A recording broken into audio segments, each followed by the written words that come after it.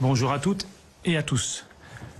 À cet instant, mes premières pensées vont vers la famille de Justine Vérac, qui a été reçue hier par la procureure de la République près le tribunal judiciaire de Brive-la-Gaillarde et tenue informée régulièrement de l'avancée de l'investigation.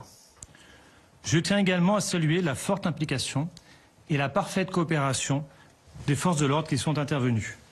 La police judiciaire, dont le directeur est à ma droite, ainsi que la direction départementale de la sécurité publique, à ma gauche, et le groupement de gendarmerie de Corrèze.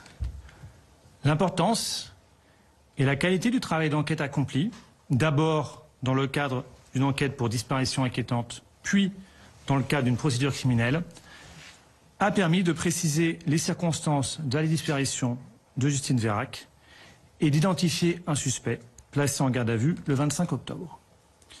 Il a été confronté aux éléments de l'enquête, notamment le sac à main de la victime, retrouvé brûlé à proximité de son domicile, l'audition du témoin qui a entendu le téléphone sonner dans la voiture, les traces de sang dans le véhicule, celles mal nettoyées à son domicile et le fait qu'il était la dernière personne à l'avoir vue en vie.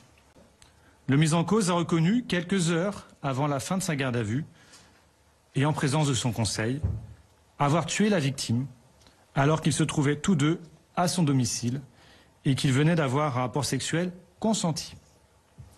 Il a précisé, sans donner davantage d'explications, qu'il lui avait donné un coup de poing, ce qui a occasionné le décès.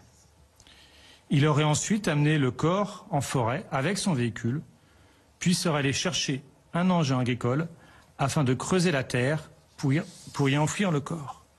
De retour à son domicile, il aurait tenté d'effacer les traces de sang et brûler le sac à main de la victime. Sur ces indications, les enquêteurs et le procureur de Brive-la-Gaillarde se sont immédiatement rendus sur les lieux et ont pu matérialiser une zone d'enfouissement. Le juge d'instruction, désormais saisi de l'affaire, s'est également rendu sur place avec le parquet de Limoges en fin de matinée et a ordonné des fouilles complètes qui ont permis la découverte d'un corps.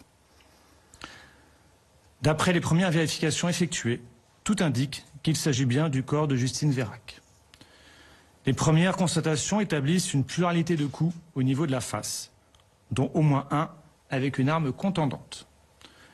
Une autopsie et des expertises seront réalisées dans les meilleurs délais pour formellement confirmer l'identité de la victime, établir la cause de la mort, la nature des violences subies, ainsi que pour vérifier la présence éventuelle de substances étrangères dans le sang. Une information judiciaire a été ouverte des chefs de viol, séquestration sans libération volontaire avant le 7e jour et meurtre précédé, accompagné ou suivi d'un autre crime. La peine encourue est la réclusion criminelle à perpétuité. Lors de sa mise en examen, l'intéressé a souhaité garder le silence. Le juge des libertés et de la détention vient d'ordonner son placement en détention provisoire. Le mis en examen, âgé de 21 ans, n'a jamais été condamné. Il avait en revanche été déjà mis en cause dans une procédure de destruction par moyens dangereux et dégradation.